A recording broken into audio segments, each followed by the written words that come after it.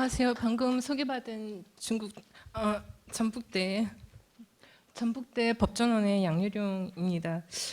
제가 여기에 초대를 받게 된 이유는 아마 중국에서 공부를 하고 왔고 또 그리고 제가 이제 우리 대학에서도 중국법을 강의를 하고 있기 때문에 아마 부르신 것 같습니다. 오늘 말씀드릴 내용은 중국의 상표 제도에 관련된 어떤 그 특수한 상황이라기보다는 기본적인 내용들을 좀 말씀을 드리고요. 그 사이에서 좀 최근에 아까 뭐 벌써 발제자 몇 분께서도 말씀을 하셨지만 미국과 중국의 무역 보복 전쟁으로 인해서 중국 정부가 지적재산권을 어떻게 보호할 것인가 하는 방안들에 대한 내용들을 중심으로 해서 조금 말씀을 드리도록 하겠습니다. 그리고 여기 이제 분쟁에 관련된 사례라고 말씀을 드렸지만 아직까지 최근에 제가 찾아본 내용으로는 2018년도하고 2017년도께 가장 최신 그 사례가 되겠고요. 그리고 이제 이 사례에 관련된 내용을 제가 보다 보니까 어떤 특별한게보다는 지금까지 발생된 문제들을 좀 종합적으로 전형적인 모델들을 중국 정부에서 담아가지고 소개를 하는 정도여서 저도 그 부분들을 중심으로 조금 말씀을 드리고요. 제 나름대로 또 대응 방안에 대해서는 뭐 특별한 건 없지만 그래도 한 번 정도는 생각해 볼 필요가 있다고 해서 그 부분에 대해서 말씀을 좀 드리도록 하겠습니다. 왜 안 넘어가죠? 중국의 경우에는 이제 상표권과 관련해서 중국의 지식재산권에 관련된 시스템을 먼저 말씀드리게 되면 우리의 경우에는 특허 실용신안 디자인 상표법 저작권법이 별도로 단행법으로 규정이 되어 있지만요. 중국의 경우에는 특허법 하게 되면 특허 실용신안 디자인법을 하나로 특허 제도로 시행을 하고 있습니다. 그 외에 이제 상표권과 저작권으로 분리가 되게 되는데요.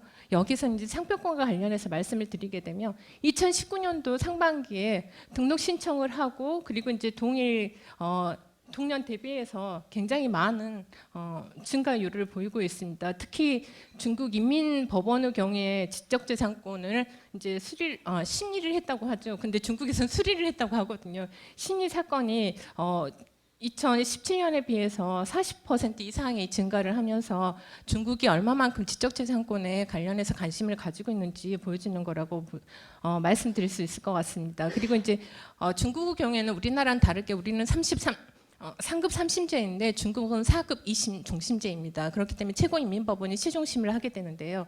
거기에서 보게 되면 작년에 1,500개 이상의 사건을 심리를 하면서 상표권이 800건 이상이 된다는 것은 굉장히 다른 그 지적재산권에 비해서 많은 분쟁이 발생하고 있다는 것을 알 수 있습니다.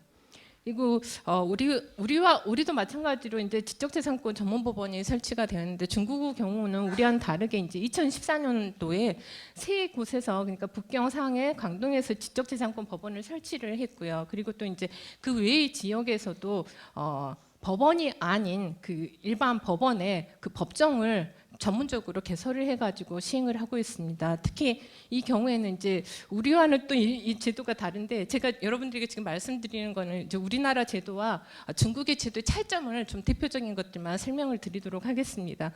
그 삼합일 제도라고 해가지고 한 사건이 형사, 민사, 행정 사건으로 같이 연루돼서 발생을 했었을 때 우리의 경우에는 각각의 어떤 소송 절차를 통해서 시행을 하게 되는데 중국의 경우에는 이제 간할건 법원 내에 이러한 사건이 동시 접수가 되게 되면 한 법원에서 그 법정을 지정을 해가지고 동일한 사건을 형사, 민사, 행정소송으로 모두 그 총괄을 해서 그 심리를 할 수 있도록 하고 있습니다. 이거는 중국의 사법제도에 관련된 특징이라고 할 수 있을 것 같습니다. 중국의 사법제도 중에 보게 되면 어떻게 보면 심리를 하는 데서 심리의 어떤 객관성과 그리고 전문성이 굉장히 결여되어 있고 지금 수준이 업되어 있다고는 하지만 그래도 우리 입장에서는 굉장히 부족할 수 있기 때문에 이러한 부분들을 이제 판례로 나오고 판결이 됐었을 때 어떤 민사랑 형사 그리고 행정소송에 있어서 그 판결의 결과들이 상이해질 수 있다는 것들을 방지하기 위해서 이런 제도를 시행을 하고 있습니다.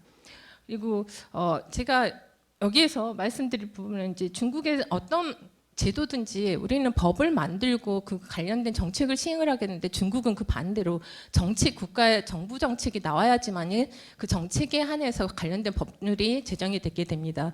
그래서 제가 여기에 말씀드린 내용 거의 정책에 관련된 부분인데 이 정책에 왜 이렇게 말씀드리냐면 이 정책에 관련된 법제가 제정되지 않는 이상에는 이 정책이 법률의 역할을 하게 됩니다. 그래서 말씀을 드리는 거고요. 그리고 이제 지재권과 관련된 보호 정책을 최근에 이런 식으로 많은 부분들을 개정을 해서 시행을 하고 있고 이거는 아까 말씀드렸듯이 중국과 미국의 지재권 무역 보복 전쟁의 하나로서 중국 정부가 이제 지지권을 보호하기 위한 수단으로서 국내 정책의 변화를 가지고 관련된 정책들을 시행을 하고 있습니다. 그리고 이제 지금 상표권과 관련된 분쟁에서는 상표법을 근거법이 되겠죠. 그런데 근거법의 상표법은 82년대 제정이 돼서 현재까지 금년에 제4차 개정을 통해 가지고 시행을 하고 있는데요.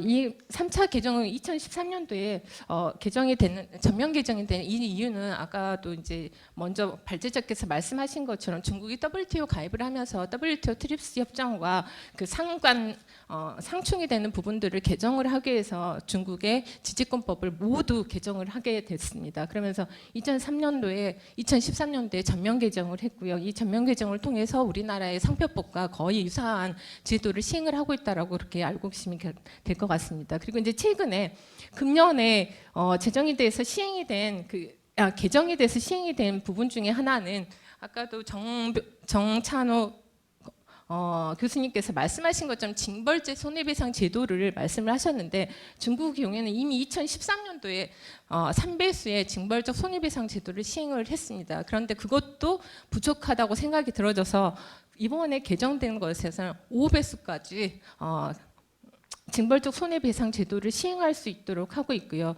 그리고 또 하나 중국에서 이제 그 가장 큰 우리하고 좀 다른 문제라고 할 수 있는 것은 뭐냐면 개인과 당사자가 개인이거나 기업일 때 징벌적 손해배상에 관련된 제도를 시행하는 그 기준이 달라진다는 것입니다. 그리고 동일한 또 하나는 이번 개정에서 중요한 거는 중국은 중앙정부와 지방정부로 나눠져 있습니다. 그리고 중앙정부 어떤 그 정책이 지방정부로 너무 이관이 돼서 시행이 되게 되면 그 중앙정부의 정책에 대한 대책을 마련하는 습관들이 있게 되거든요.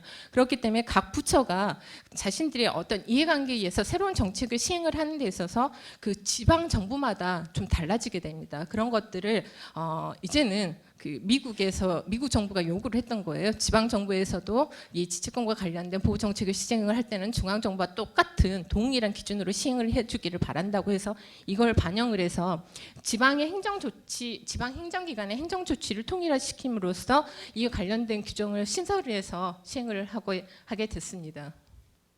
그리고 지금 중국에서 세계에서 핫 이슈로 중국의 외국인 투자법에 대한 제정에 대해서 관심을 가지고 있는데요.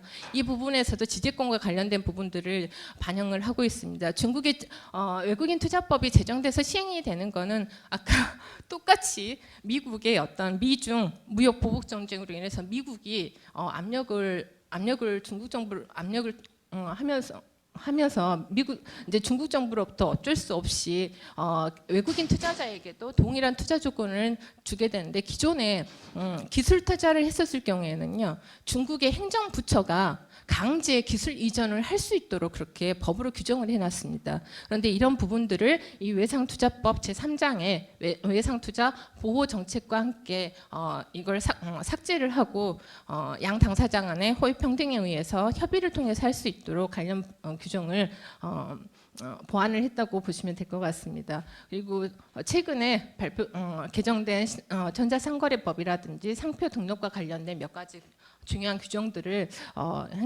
중국 정부가 시행을 하고 있다라고 보시면 될 것 같고요. 그리고 그 미국과 관계로 인해서 또 중국 정부에서 한 일은 중국 정부의 행정기관을 조금 재편을 한 상황입니다. 그래서 기존의 행정기관, 기재권과 관련된 행정기관의 경우에는 여기에 말씀드린 국가지식상권국이 있고요. 그리고 이제 아까 여기는 나와 있지 않지만 국가시장 감독관리총국이라고 되어 있는데 이거는 금년에 신설이 된 기관입니다. 근데 이 신설된 기관의 전 기관은 뭐냐면 국가공상행정관리총국이 폐지가 되고 이 국가시장관리감독총국에서 시행을 하게 되는데, 기존에는 이게 공상관리행정총국에서 그 상표권과 관련된 업무들을 모두 관리 감독을 했었습니다. 그런데 지금은 이제 국가지식재산권국의 산하에 상표국을 신설을 해서 기존의 공상행정관리국에서 기존 관리를 했던 업무들을 이 기관 상표국으로 이관을 해서 시행을 할 수 있도록 하고 있고요. 그래서 2019년도에 그 상표국을 어떻게 신설을 해서 재편을 할 것이 기관 재편을 할 것인가에 대한 관련 근거를 제정을 하고, 이와 관련해서 그 부처들을 개설을 했습니다. 주요 책무는 상표권 등록하고요, 상표권과 관련된 활용을 하면서 행정 지심에 관련된 업무들, 그리고 행정법 상표권과 관련된 법률들을 연구해서 시행할 수 있도록 하는 것을 주요 업무로 시행을 하고 있습니다. 이제 본론으로 말씀을 드리면 상표권의 침해와 관련된 구제 방법을 좀 말씀을 드리려고 하는데요. 우리의 경우 상표권의 침해 유형은 우리 상표법에서 보게 되면 개괄적으로 규정이 되어 있습니다. 그런데 중국의 경우에는요, 10곳씩 방식을 사용을 하고 있다는 거죠. 그래서 이 7가지 그 상황에 합치가 되지 않게 되면 형사적으로 처벌을 받지 못합니다.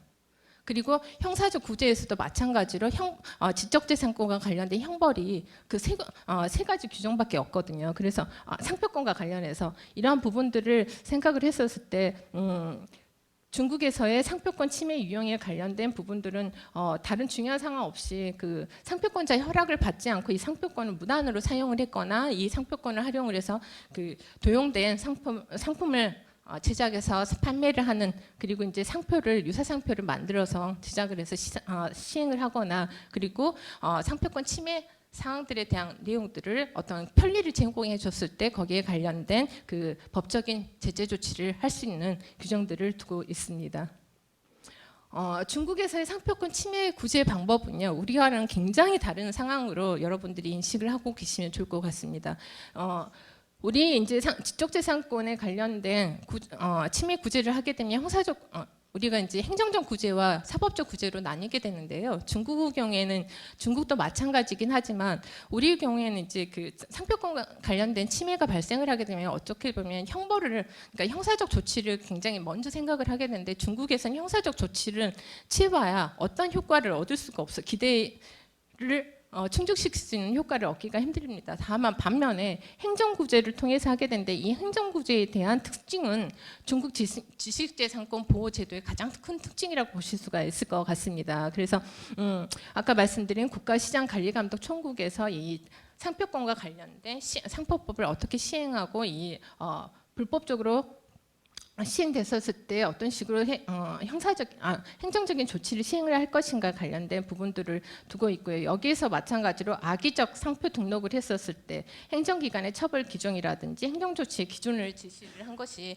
이번 그 상표법에 개정된 가장 내용이라고 보시면 될 것 같고요. 민사구제의 경우에는 침해를 정지하고 그러니까 불법적인 영향을 제거하면서 청구를 할 수 있고 손해배상 청구를 하게 되는데요.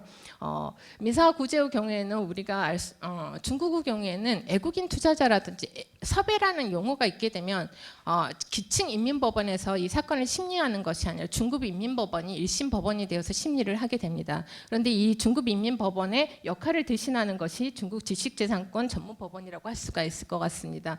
이 법원을 통해서 상표법 심의에 관련된 소송을 제기를 할 수 있고요. 형사구제의 경우에는 가장 큰 특징적인 거는 모든 범죄 행위가 침해 행위가 범죄가 되지 않는다는 거예요. 그래서 이 부분들에 관련된 내용들을 제가 그 자료로 적시를 했으니 그걸 참고해 주시면 감사하겠습니다. 그리고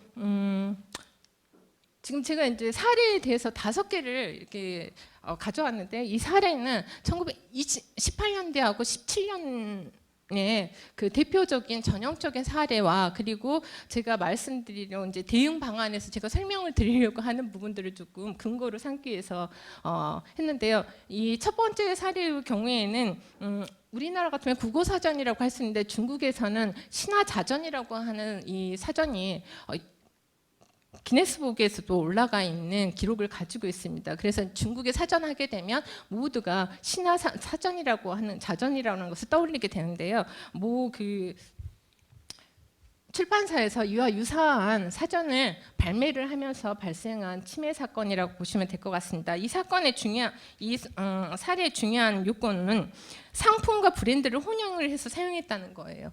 그리고 이제 상품의 명칭을 상표의 특성으로 구비를 하고 있는지 여부를 법원에서 판단을 했는데 그 판단 여부에서 가장 근거가 되는 것이 유명 상표로 인정을 함으로써 자국에 관련된 그 유명 상표를 보호할 수 있도록 하는 것입니다. 우리가 중국에서 유명 상표를 우리 기업이 중국에서 경쟁력이 있는 것은 아무래도 대외적인 인지도가 많이 있기 때문에 상품들이 인지도가 있기 때문에 중국에서 이제 상업 활동을 할 수가 있을 것 같거든요. 근데 이 부분들을 통해서 중국에서 많은 관련된 분쟁들이 발생을 하고 있습니다. 이 경우는 이제 랜드로버와 관련된 내용들인데요. 이 내용도 보시게 되면 중요한 부분은 어떤 거냐면 중국 대리상이 선점을 해버린다는 거죠. 중국에 상표 등록이 되어 있지 않는 부분들을.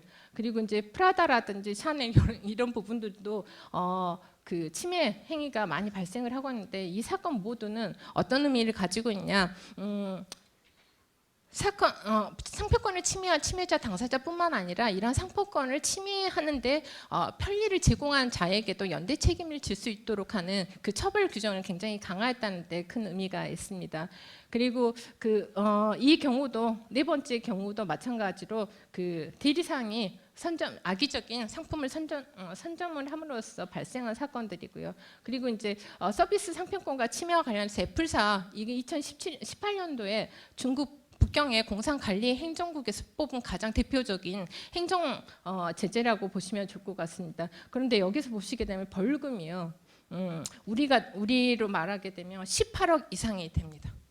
그리고 서비스 상표권 침해라고 했는데 이거는 AS 센터를 설립을 하면서 그 AS 센터 그러니까 애플사의 어떤 허가를 받지 않고 자기가 공식적인 AS 서비스를 제공할 수 있다고 하는 것을 이제 허위 광고를 해서 무기결 하면서 자신이 생산을 하고 있는 핸드폰을 같이 수리하는 이러한 상표권 침해 사건인데 이 부분들에 대해서도 보시게 되면 징벌적 손해배상 제도를 여기에서도 굉장히 많이 적용을 하고 있다라고 보시면 좋을 것 같습니다. 대응 방안은 아까도 김 변호사님께서는 말씀을 하셨지만 저는 이렇게 생각을 합니다.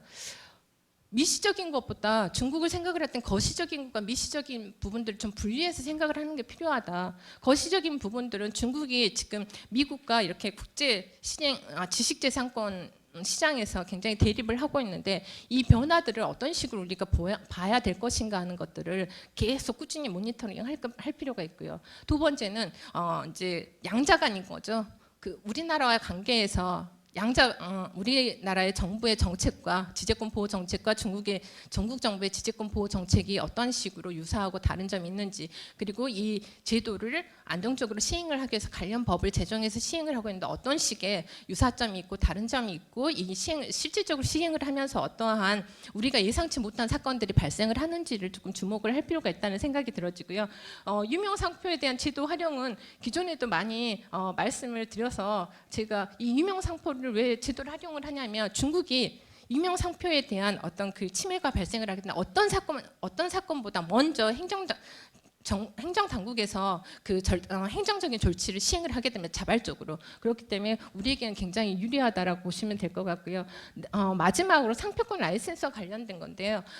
이제 상표권을 취득을 하면서 중국에 사용을 해야 되잖아요. 사용을 하는 방법에서 중국에서는 세 가지의 계약을 체결할 수 있습니다. 하나는 독점적인 거, 그리고 두 번째는 독점 배타적인 거, 그리고 이제 통상적인 이 세 가지 유형의 계약을 체결을 하겠는데 이 계약을 체결을 하는 데에서 가장 틀린 점은 뭐냐면 누구에게 적용이 되는가, 적용 대상이 다르다는 거고요. 그리고 이제 침해가 발생을 했을 때 소를 제기했을 때 소 제기를 할 수 있는 주체가 다르다는 거. 그리고 마지막으로 중국의 경우에는 아까도 말씀드렸지만 이제 국가 안보와 관련해서 말씀을 드렸었을 때 국가 안전 보장이라고 하는 개념을 통해서 라이센스 계약을 체결할 때 반드시 중국 정부로부터 허가를 받고 허가를 받은 다음에 이게 등록이 되어야지 돼요. 즉 공신력이 있어야지만이 이 그 라이센스 계약이 어떻게 보면 효력을 발생할 수 있다라고 보시면 될 것 같습니다. 이상으로 너무 시간이 좀 한정이 되어 있어 많은 말씀을 못 드리고 그냥 가장 중요한 부분들만 말씀을 드렸습니다. 감사합니다. 네, 감사합니다.